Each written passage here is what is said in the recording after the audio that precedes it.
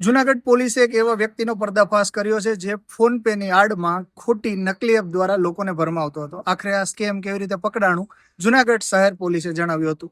ઘટના એવી છે કે જ્યારે કોઈ વ્યક્તિ એટીએમમાં પૈસા વિડ્રો કરીને બહાર નીકળે ત્યારે આ ભાઈ એને એવું કહેતો હતો કે તમારી પાસે વધારે કેશ હોય તો મને આપો, હું તમને ઓનલાઈન કરીશ.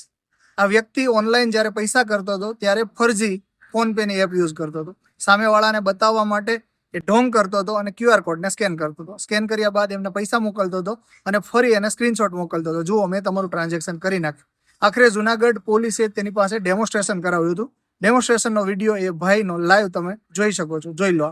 શું નામ તારું? સાવજ રુદ્ર અશોકભાઈ. અશોકભાઈ, કઈ રીતના તું આ લોકોને સ્કેન કરીને ફરમાવતો? આ ફોન પે છે. ચાલુ કર પેલા એપ્લિકેશન. પહેલા ચાલુ કર.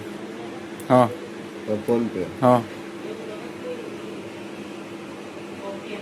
સ્કેન કરવાનું, ડાયરેક્ટ સ્કેનનું ખોલવાનું. હા, પછી આ નામ છે, હમ આ સ્કેન કર્યું, હમ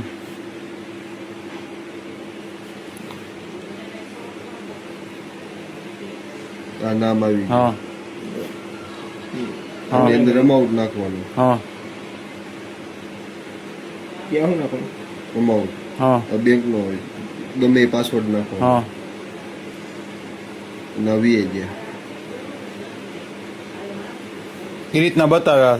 હા, આમાં બતાવે બે ગયા પણ આવ્યા ન અચ્છા, હોય. હા રેડી. અને બીજું મોબાઈલ નંબરથી કે નાખવાનું હોય છે? મોબાઈલ નંબરથી ન જાય, મોબાઈલ નંબરથી ન જાય. બીજું ઓલા નામથી ટ્રાન્સફર કરતો હોય?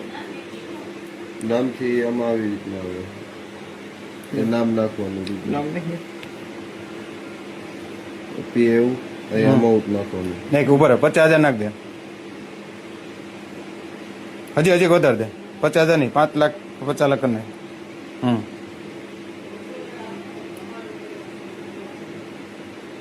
ગમે એ નાખવાના ને પાછળ? હા, ગમે એ પાસવર્ડ નાખો.